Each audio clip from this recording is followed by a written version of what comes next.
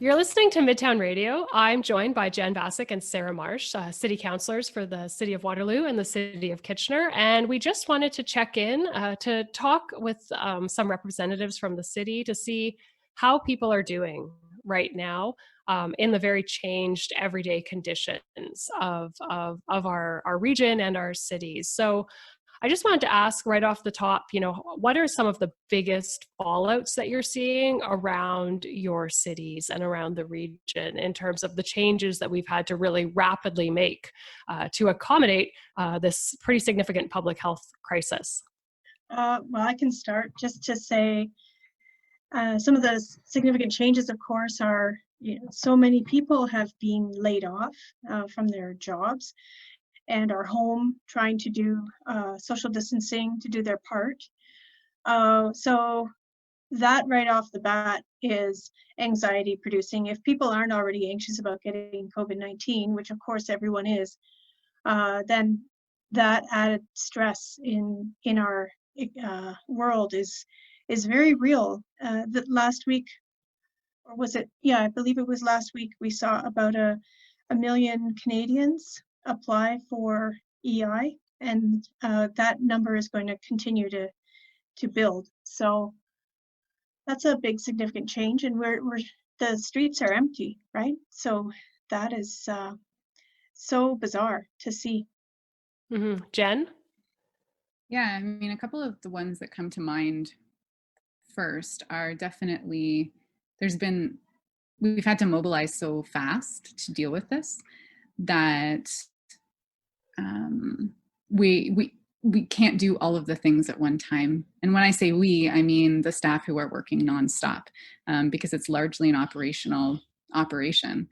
And so just trying to scramble to get to some sense of, okay, we kind of have our feet solidly on the ground to address the tons of things that need to be addressed, like homelessness and people who are underhoused, who aren't even able necessarily to maintain social distancing, and the important work that's going on with the nonprofits that are working on that, and then with all of the municipalities in the region who are working to talk about how best to help the nonprofit sector deal with this unprecedented event that's going to disproportionately impact people who aren't safely housed and able to social distance. So I think that's a really big one, and one I've been pretty concerned about. And then second, like Sarah said, there's no one out. So the small businesses are really struggling, and some have been able to adapt online really quickly. We saw that great article about Wordsworth, who's been running off their feet delivering books to people, which is wonderful, but not everyone is able to do that with family responsibilities that maybe have cropped up, especially because of this, because they can't sell things in the store and don't necessarily have even the groundwork for an online store, and how it's really tough to just pay rent when you're not making sales.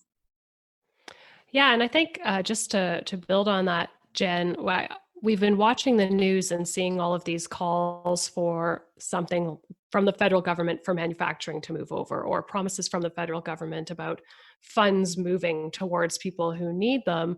And one of the things that really struck me this week is how much some of our big institutions and organizations are lacking in agility, that they haven't actually been able to change or move very quickly. But it strikes me that at the city level, I mean, the cities really did hit the ground running when they were dealing with this. And obviously, it's the biggest impact is at the city level. You have people directly in front of you who need housing or assistance. But how is it that your work life shifted, and at what point at the city did you realize you were going to have to work differently? You had all of these other issues coming down the pipe that needed to be addressed immediately. Mm-hmm. And so what did that change in work process look like for you? Well, I think the big shift is that we did just have to hit the ground running. And so that meant that a lot of the projects that were priority projects before, there now has to be a total reshift of what is even a priority right now and moving into the future. And so thinking about what does business as usual, what's it going to look like when we just have to address this really immediately. And so some projects that are non-essential haven't come to council, so we're really dealing primarily with COVID at a council level and at a staff level. So I think that's the big one, is we aren't just at business as usual, and what the new normal is going to look like is really uncertain. And then of course we have had our first ever online council meeting. So the province made it possible to have online council meetings and to vote online. And so yeah, that's been a big change. And actually, I kind of like it. Sarah, what have you seen in terms of how you work as a city councillor in the past couple of weeks? So I would like to just make a point about not my role, but others at the city for a minute, because we have about the equivalent of 2,000 full-time equivalent roles at the city. And our staff, the management who are in charge of implementing our pandemic plan in coordination with the region and with the other cities and the townships, have been working nonstop 12-hour days, 7 days a week. And it is incredibly impressive how well everyone is working together. It is so amazing how people are stepping up and in some cases, people are being redeployed. So if their role is considered non-essential or able to wait, then if they have the right skills, they can be redeployed to help with things that are more pressing. And we have things that need to happen now, things that have to happen in the next few weeks, and then we have additional lists of things that will happen over the next month. And so I have to say that in our role, which is policy driven and sort of the oversight role, we have not had as busy a time as our staff and the mayor, who are at the front lines every day, head down. But my role has been very much about responding to residents, getting them the right information, working with small businesses to help them get the information they need, and supporting as much as I can in the background are the staff who are working on the day-to-day. We have had 2 council meetings, and it can be a little clunky. You know, online meetings, you can't read body language and you very well, except for the person who's speaking, and it's interesting.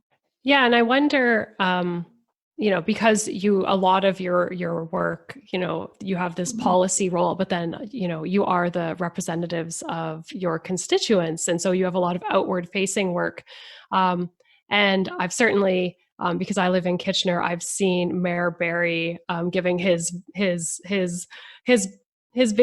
They're on my Facebook feed, giving people recommendations, but he's always very upbeat and very positive. And I have seen some very, I think by contrast, frustrated and angry responses from the Mayor of Toronto, John Tory, and even the Premier, where they're frustrated that people aren't doing what they're being asked to do to the extent that they're being asked. And so the idea that people are going to the beaches or going to parks and they're still kind of around each other a lot.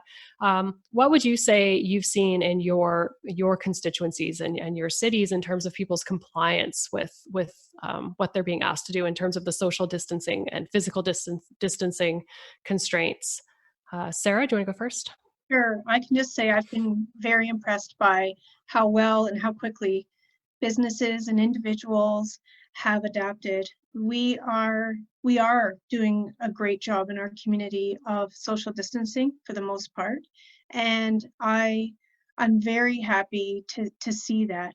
I also think that if we send home the messages that are very strong and very clear that social distancing is required, and if we make sure that we have opportunities in place for people to access what they need for example, online, there's so many resources now that have popped up, then I think we can do it. In some cases, we're going to need to help those who don't have access to the internet, to help them out. And of course, as Jen mentioned, the most vulnerable people in our community are going to be hit the hardest by COVID-19, unless we work extremely fast and diligently to control that the spread of COVID-19 in that population. But yeah, I have to say, in terms of being nimble, holy cow. If we look at some of the downtown Kitchener businesses, we have a YouTube channel that they have been populating with videos while you're at home and helping people do things at home that they would normally access in services or shops in the downtown. We've got the KPL. Oh my goodness, so many great resources online, and the list goes on. Mm-hmm. Jen? I think overall I've seen it, I think people are doing a pretty good job at complying. We have a dog, so we get out once a day to walk the dog, and really not too many people have been out there. But there are some people who are still not complying, and I hear that from people who call me and email me really frustrated, saying, I'm doing my part. I haven't been out except to get groceries or to go for a walk before everybody else goes for a walk. So how are we supposed to be addressing people not complying? And so I think we've seen in the last, it hasn't even been 3 weeks, guys, that the measures have gotten increasingly strict. And so now in Waterloo, the parks and environment people are going to be walking around parks just to make, as an education piece, to make sure people know that what the new requirements are.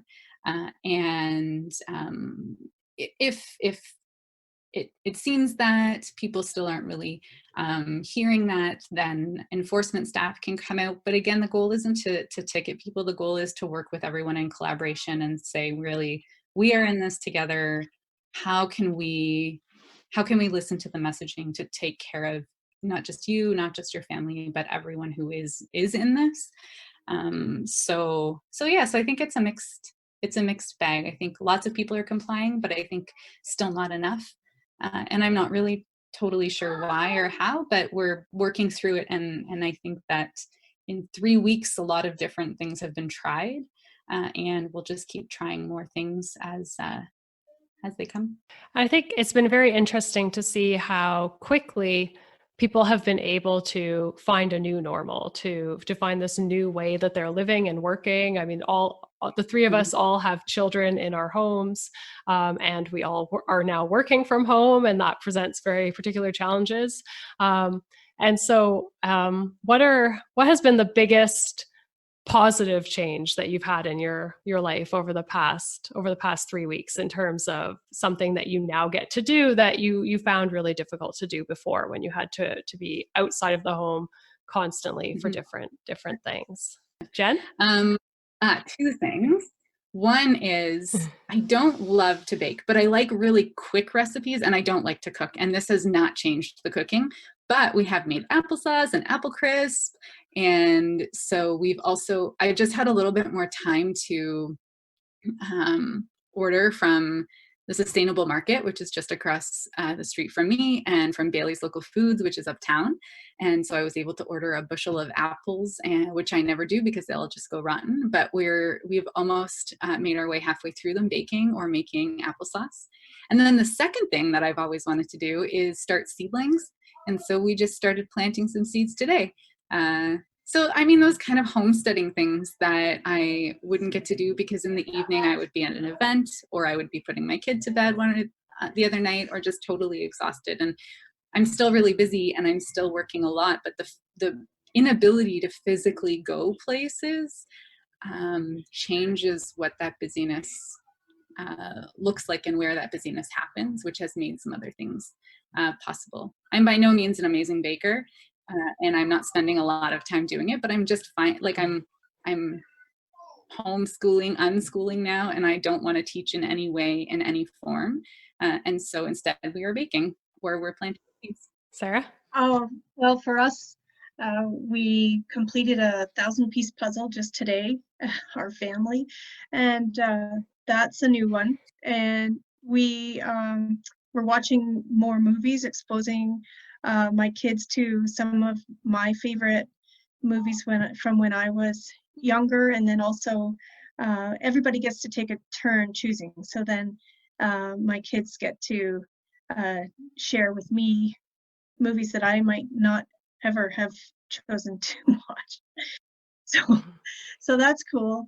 And yeah, just finding a rhythm. I would say I really admire people who I've seen posting with their very strict schedules. At 9 o'clock we do this, at 9:15 we do that, etc. That's not me, and that's not our family. So what we've found so far that's working is we'll set goals for ourselves, and doesn't matter when, but at some point in the day, if we get those goals accomplished, then it's a good day. Yeah, we've done something similar where at the beginning of the week we had set out this like time broken down schedule, and that was the one where I was going to teach my students about sea life that day, and I got all of their sea life stuffies that they had and every book they have on sea animals, and we sat in the library, and it lasted for like maybe 3 minutes before it was just too frustrating to carry on, because my children are only 2 and 4 and they don't respect me in the same way that they respect their teachers at the French public school that they go to. So then I did just let them watch Wildcrats and learn about sea animals on Wildcrats, and it was effective. I asked afterwards, what did you learn about squids or whatever they were learning about, and they had learned something. So yeah, the schedule is, best laid plans, and then it's gotten looser and looser, whereas now it's just like if we have an appointment, it's written on the board, but everything else is not filled in. Do you have any last words you want for your constituents out there who are in their homes for the foreseeable future? I can just say this new normal that we are all experiencing is stressful for everyone. And so I hope that everyone can take a little comfort in knowing that they're not alone in this, no matter what the stress is. If it's trying to figure out how to homeschool or unschool, or if it's trying to figure out how to deal with not having a job, or if it's trying to figure out how to make the dollar stretch. There's so many resources out there, and so ask for help, and there will be lots of resources for people to access that help. So let's keep working together. And if you happen to be a person who has a lot of time on their hands and is looking for opportunities, there are lots of opportunities to volunteer. Jen? Ditto. And also, I am also here and happy to provide information I can, or happy to find information I don't know.